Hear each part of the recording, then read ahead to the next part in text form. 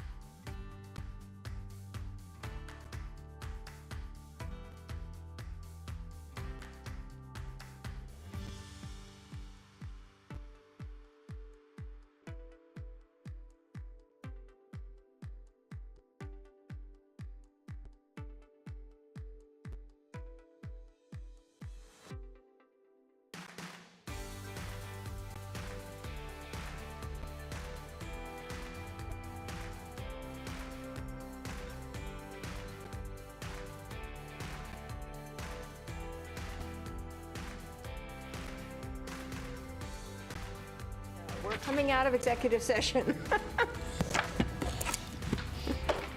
And we will now go into our work session on Franklin Boulevard.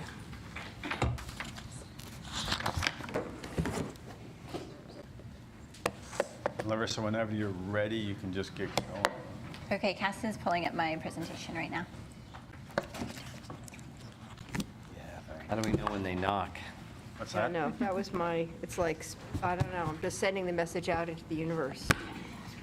Well, they can hear us in the next now they room, can so hear he'll us. probably come tell us. Right.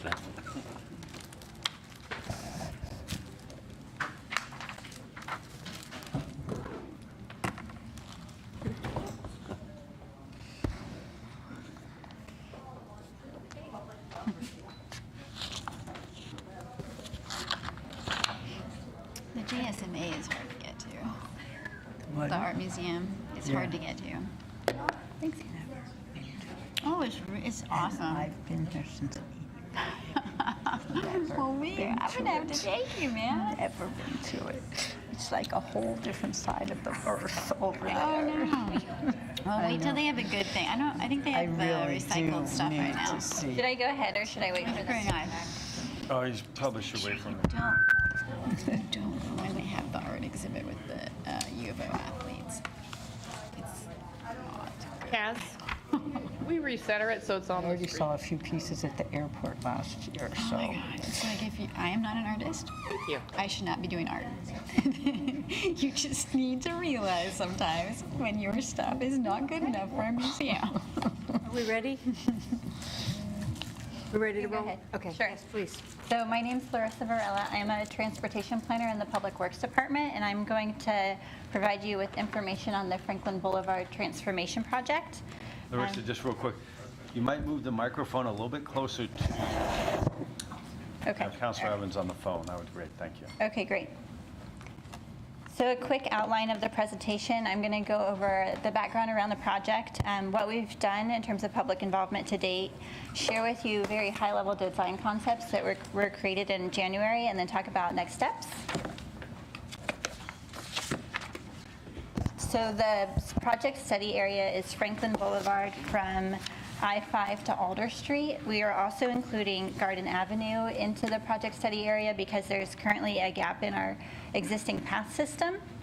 And in addition to that, we now have jurisdiction over the entire corridor. We acquired jurisdiction from ODOT in November. Before, we only had jurisdiction from Walnut East, and now from Walnut West, and now we have jurisdiction from Walnut East as well, and that gives us more flexibility for the design of the corridor.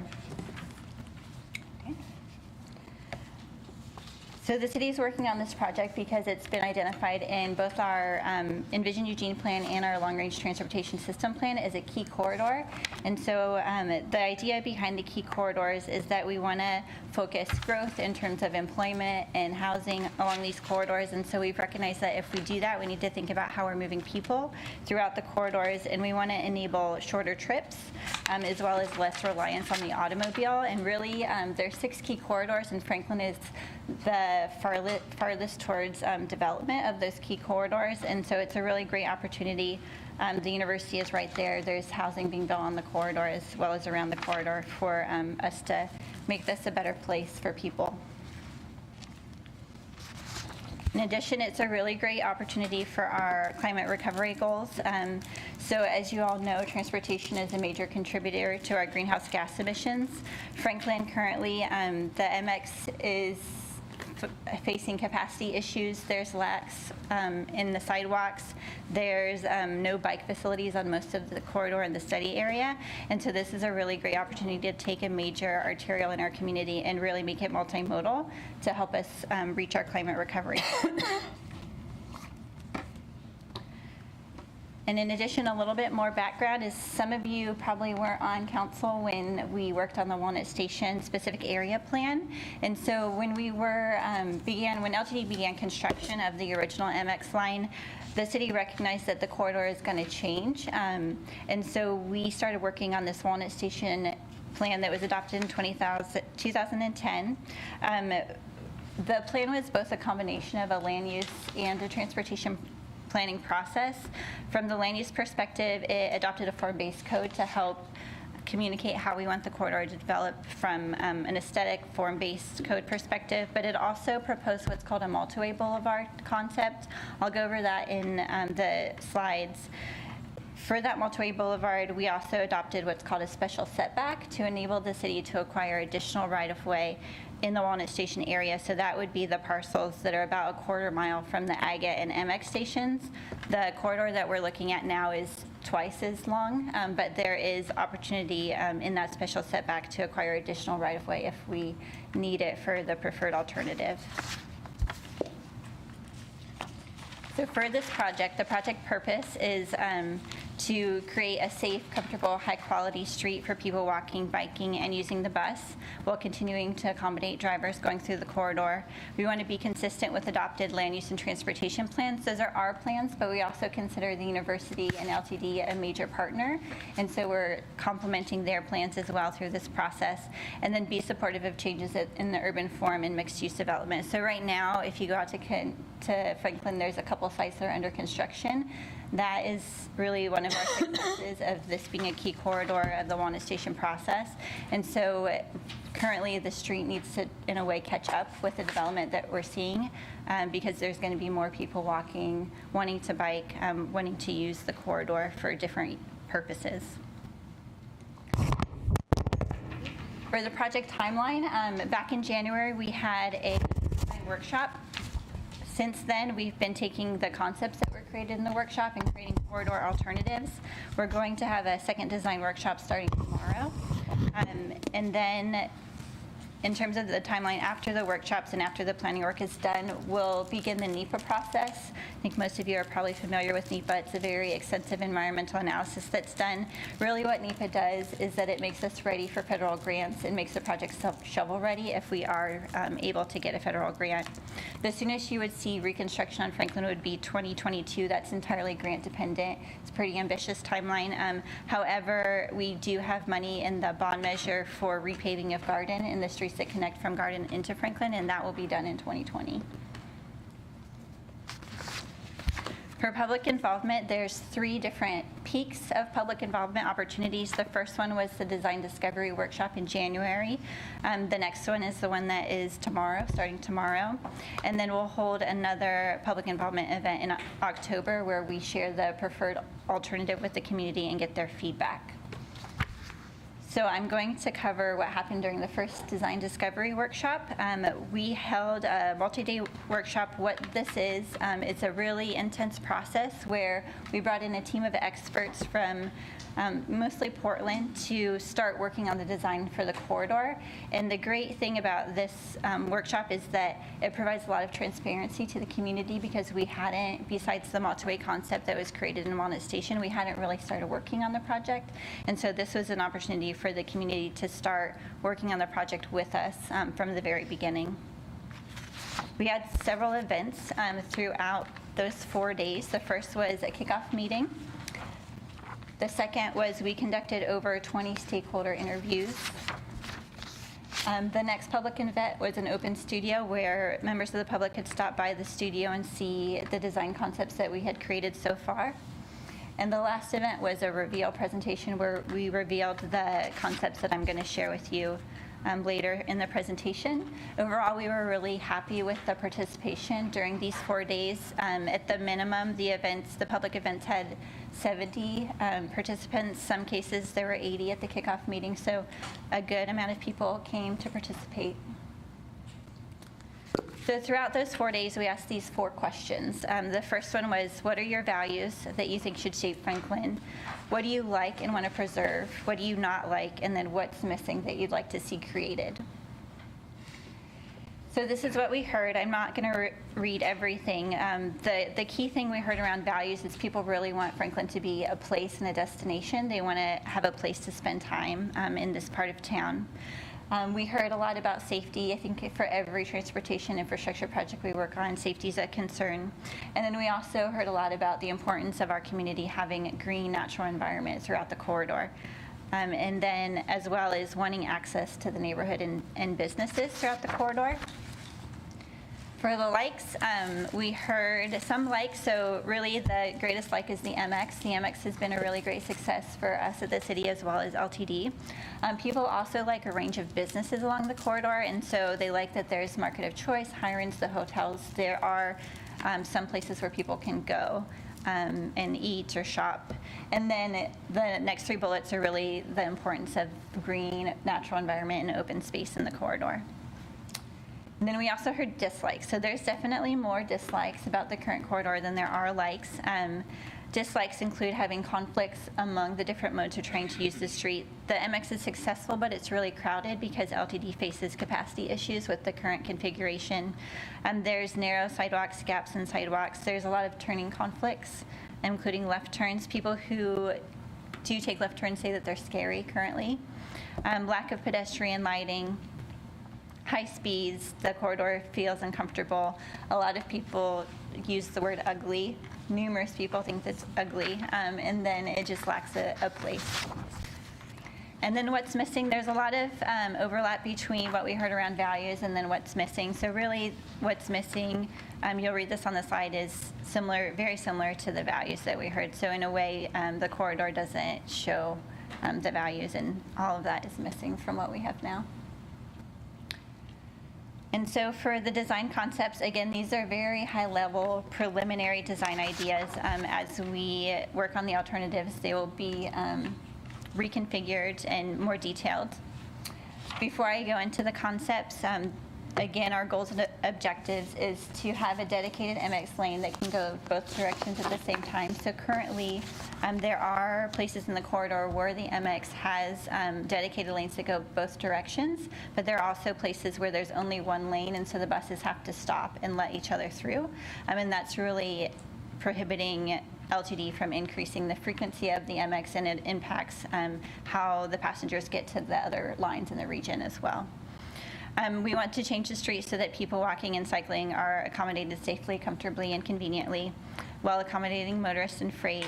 We want to improve the area for businesses, residents, and the UFO community.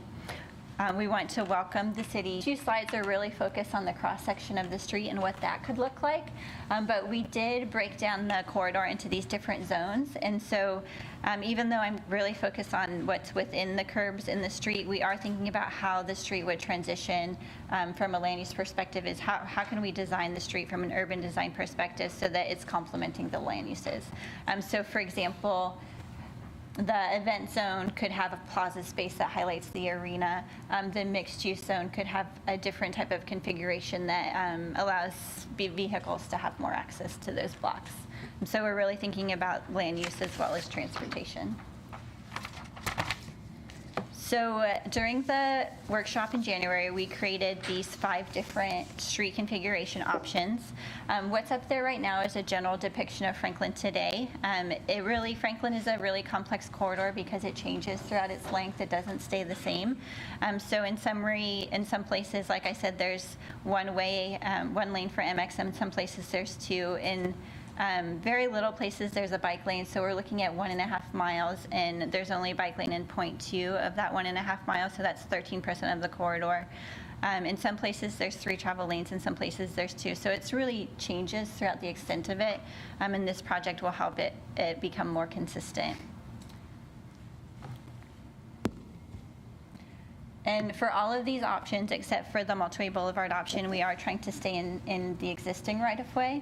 And so the space depicts that. So this is the first option. This is what we call the English oak option. For each option, I'm going to kind of talk about the advantages and disadvantages of the options.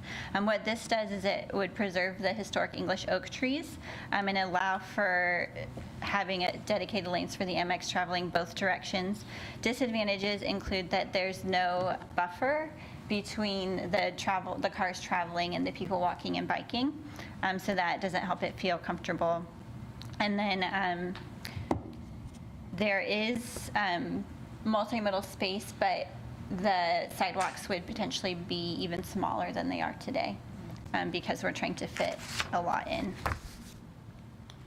The next option is the multi-way boulevard option.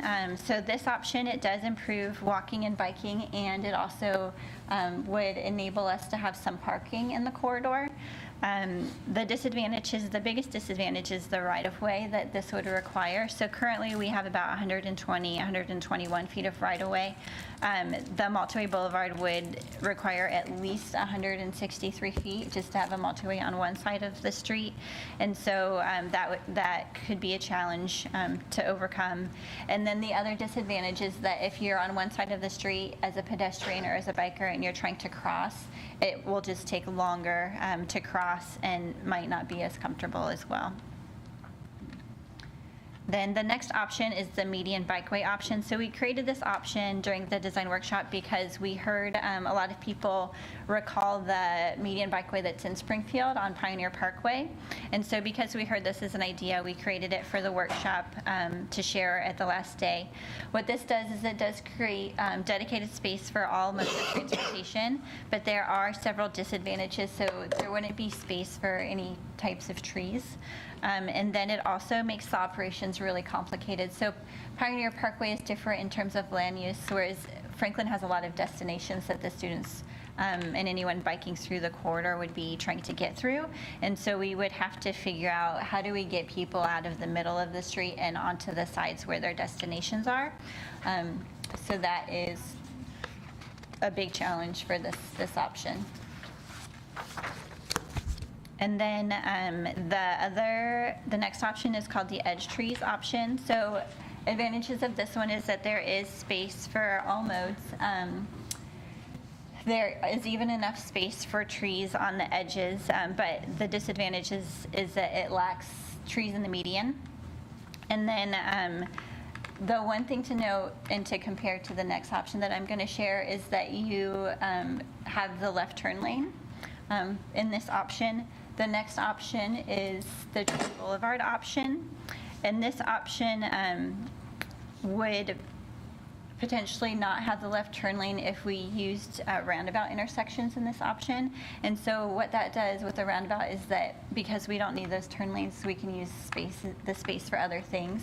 So that would allow us to put in median trees or use other planting space. Other advantages of this option is that all of that space allows us to maximize the landscape. So we could put in trees, we could put in different types of plantings. It makes left turns safer. There's no longer the ability to, have a T-bone or types of crashes that end up being more severe. We heard a lot about people wanting to make U-turns or be able to get to places easier if they're in a car. And so this option, if we had a roundabout, you can make U-turns wherever a roundabout is. And then roundabouts help us achieve our Vision Zero goals, which I'll talk about more on the next slide. The negative is that in a couple cases or at a couple intersections, if we were to have roundabouts, we would need to acquire more right-of-way. And so it would potentially take more space than what we currently have available.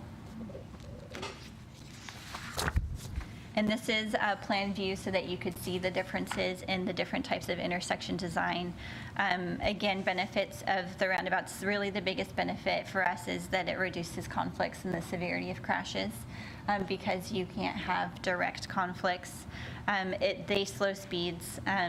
Potentially, they improve travel time. If we were to have roundabouts throughout the entire corridor, it would improve the travel time going through the corridor because you're not holding people driving at the different signals. And then it could be better for greenhouse gas emissions, again, because people aren't stopped at the signals and idling, and gives us more opportunity for green space. And for the gateways, we have two ideas. So at the beginning of the project, we were thinking about having a gateway on the east ends, but after the design workshop, we heard a lot of interest in having a gateway on both sides of the corridor to signal that people are entering Franklin as it travels through the university. And another benefit to having gateways on both ends is that it would slow traffic entering that part of the corridor where in the future we'll potentially have a lot more people walking and biking. So this is the concept for the West Gateway.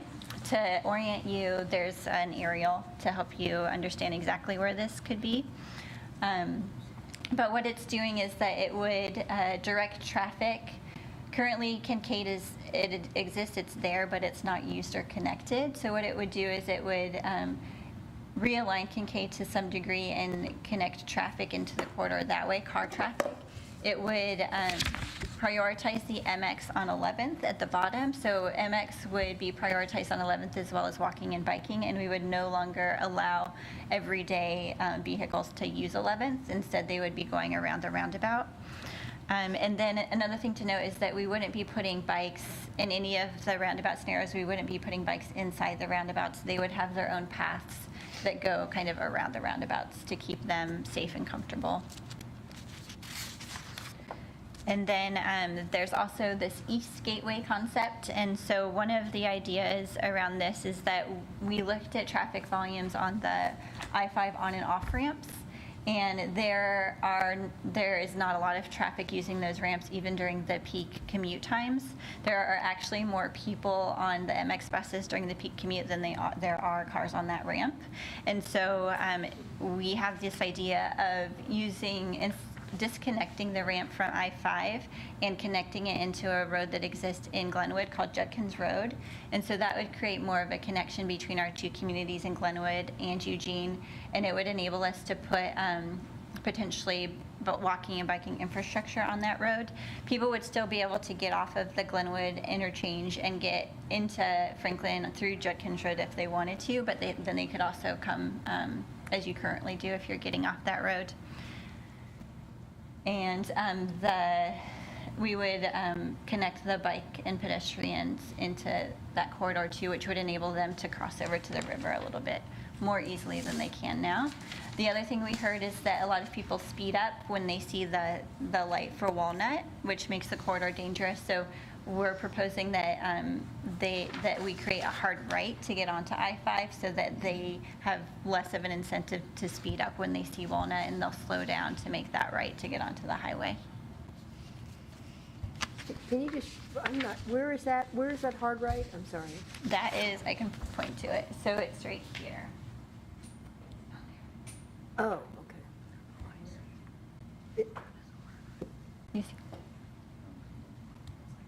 Right there. Got it.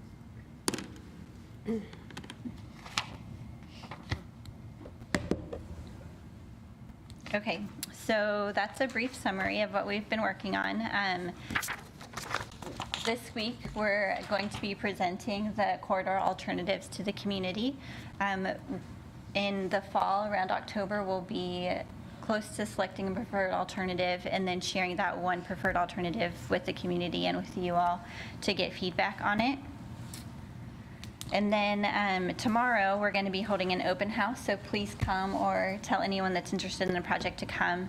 What we'll be doing at the open house is we'll be sharing the 3 different corridor alternatives with the community to get their input on them, as well as asking them about feedback for the gateway design. So what character would they like those gateway designs to take? And that is it for the presentation. So now we can answer comments and questions, and then Matt Rodriguez and Rob Innerfield may come up and help answer questions that are more technical or historical. That's great. Thank you. Very interesting presentation. And I have Claire and then Alan in the queue. Anybody else? Okay, take it away. Oh, Betty. Thank you. Thanks, Larissa. So I've got to see this presentation before at the Metropolitan Planning Organization. So some thoughts and some questions. For the multi-way boulevard option, I think that was it. I don't think, I mean, there's a lot of trade-offs in any of these choices, but I don't think making the street even wider is a great idea. It's already a pretty wide street for pedestrians, and so that option would take 5 minutes to cross the street, because you wouldn't be able to do it in one light, and you'd have to wait in the median until the light changed again. So I don't know that the trade-offs are worth it there. And then the idea of the medium bikeway option, I just think Pioneer Parkway has long stretches where there are no intersections. You know, there's like a sound wall behind a neighborhood for quite a long section of it, and I just don't think it's comparable to Franklin, which is just all sorts of activity and, if not intersections, driveways to access businesses, which is one of the things people like about the boulevard is the variety of businesses. So I think trying to mirror that, even though it's got some nice aspects to it to have that bike lane through the center, I don't think it would work in the same way on Franklin as it does on Pioneer Parkway. How does the MX interact with roundabouts? Like if we, or is the one roundabout at the 11th where it would have its own dedicated thing and it's not going to interact with the roundabout? So it would interact, so at the gateway roundabouts, it would go around the roundabouts. Right now, if we were to have roundabouts within the corridor, it would actually go through the roundabouts. Through the center of it? Through the So center everyone of the would just get a stoplight? We don't think that any signals would be required, so it would primarily be signage. And of course, training the LTE operators to be extra cautious when they're going through the roundabouts. But right now, we don't believe that any signals would be required. I mean, I like the idea of roundabouts. I know some people don't like roundabouts at all, but I think they've worked in Springfield in a lot of their projects, and I think they could be a really great solution to some of the challenges on this route. So then on the issue of the East Gateway and the idea of cutting off the off-ramp from the freeway, do we own that off-ramp or is that ODOT's? We don't own the off-ramp, it's ODOT's. So would we need to get permission from them to Yeah. do that? So with the whole project, anything that we do that is east of Walnut, we have to go to the ODOT Freight Committee, and so that's a conversation that we would need to have. We haven't had yet that we would need to have with ODOT. Okay. Well, thanks very much. Alan? So one of the things that came out of that 4-day workshop at the end, one of the presentations was a series of roundabouts that went there were no traffic signaled intersections. They were all roundabouts, which is really actually kind of intriguing, except for where the LTD stations were. But LTD said they would work around that if that's what was what we wanted to do. It would certainly be open to looking at that. So maybe you can help me with the reason that worked was, I think it was because actually traffic through there sped up and it was safer for car accidents, and it had better pedestrian and bike access. Is that So I wouldn't say characterizing that right? traffic speeds up in terms of the speed of a vehicle, but The travel because time. the traffic Travel time. flow and travel time is faster because we're not holding people at lights. They can get through more smoothly. It was like 1 or 2, a minute or 2 minutes to go through that section. Was faster to go through there. Actually, it was at lower speeds, wasn't it? Which actually which was what made it safer. Yeah, and so that actually has a lot of intrigue to me. I think the roundabouts do work. I think people get used to them. When I first encountered the new roundabouts in Glenwood, I was like, what the heck? And then now I go through them and now I don't even think about it. And same with pedestrian and bicyclists once they figured it out. And that's one of the things that the folks said at that meeting was, the experts said that there is a little bit of learning curve that happens around roundabouts, and then people figure it out, and then became standard operating procedure, and it's safer and faster to navigate it. On the East Gateway, maybe you can pull up that slide, just 2 back. So that one, the original one had interconnecting with 15th Street. That's gone. Yeah, Because that would have been everybody south of there would have had a fit about Yeah. that, So because that's a dead-end residential neighborhood street right now. this connection would just be bike ped. Yeah. Connection. It wouldn't be for Okay. vehicles. Right, and then through that whole intersection, one of the biggest, since it's in the middle of my ward and I live 2 blocks from it, the thing that I hear the most about is pedestrians not feeling safe in this corridor, especially walking across it. They feel like it's like way over there to get all the way across Franklin, and widening it doesn't make any sense to me. And so the design needed to take into consideration pedestrian access and bike access, a better way to do it. Yeah, so the last two options make a lot more sense to me than, I agreed everything that Claire said about the other options. The last two options make more sense to me than the first two, for sure. And I really like roundabouts as opposed to intersections. I think they work better. Eddie? Okay, I hate roundabouts. They work. And I think we need to think about, is this street, is the purpose to get through the city or to help people access things along the street? Do we want people to, a way for people to rush through? And I don't think that's what it should be for. I think the speed, I think the center bike, medium bike path is a bad idea. Okay, get on. It sounds dangerous. Crossing that street is dangerous. I have crossed by between Euro-Asian and Hirons. It's a long way across. It is. I think we should be, again, without, considering that I don't think it should be a way to get through town quickly, we should reduce the speed as much as we can. And we need ways to cross the street. We need to, if it's possible, there was an editorial in the Register Guard about the university's overpass, which won't be available to anyone else. But when I first heard of it, I thought, oh, that's a great idea to get across, let people walk across the street, but it isn't for ordinary people, I guess. Maybe we could do something about that, or try to. That's all. Thank you. Jennifer?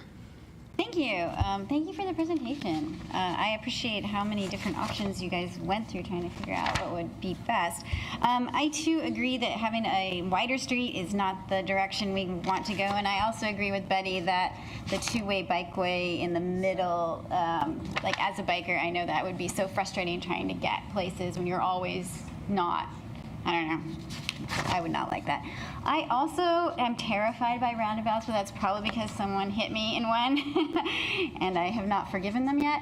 But I find them a little bit confusing, and maybe obviously I have a bias, but it seems, is the data that they are safer based on one-lane roundabouts or two-lane or both? It's both. So I actually have a diagram that has one of the intersections in the corridor, and it just, for every type of potential conflict that it could occur, it reduces those conflicts. Okay, So yeah, I could send it to you, but I have a diagram that basically every type of conflict it significantly reduces it, regardless if it's one or two lanes. I just had a bad experience.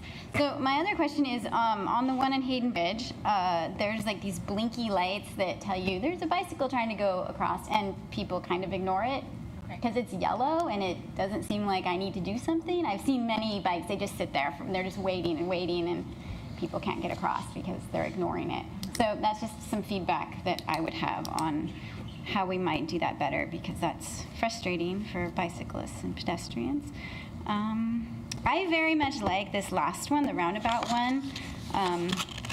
One of the things that I remember when I first came to town, coming down Franklin, was how the city had trees, which was something different from where I was from, and that was not a big deal. And it just felt very different and very welcoming, and it set a tone, I think, for what I felt like I was going to experience when I got here. So I really appreciate the idea of having green space in our corridors. So thank you.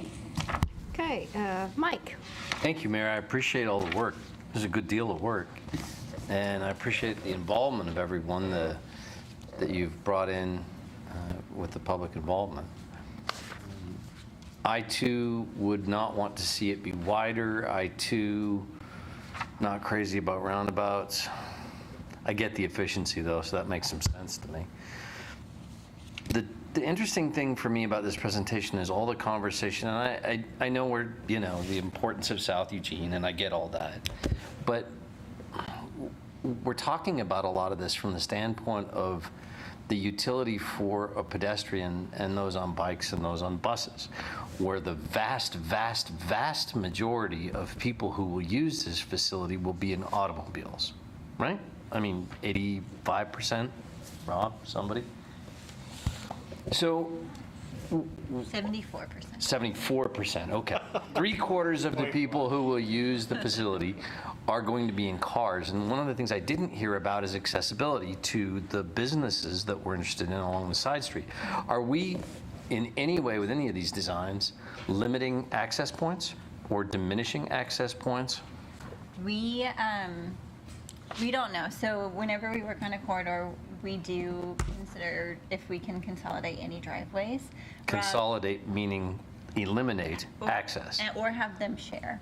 So we actually met But with yes. a number of business owners, and I did this morning. And so we're having conversations with those business or property owners around if they would be open to that. And so, if they need access for their business to thrive, we will support that because it's important. Are you asking the general public of the 3/4 of people who will use that facility with cars, their sentiments on the issue of access? Yeah, so that's what we heard a lot during the design workshop is they want more access, they want more opportunities to turn. I've heard from So- 2 of the property owners, 3 technically, who are freaked out about the limitation of their access Okay. and are incredibly concerned, especially with the design of the potential for the design, what do you call that one, like the Walnut Station with the neighborhoods? The multi-way boulevard. Multi-way, who imagine it likely that they will lose frontage in their business, which loses parking, which means they sell it. They're done because they can't make money that way, as well as the limitation of access. So are you taking economic impact to the neighboring businesses into account with the Yes. planning? Yes, we are. So when we have 3 alternatives right now, and Right. so as we narrow it down to the preferred alternative, we will take those types of things into consideration to help us make our decision. So you'll take them into consideration, but it won't be a reason to stop a particular plan if you're going to hurt somebody.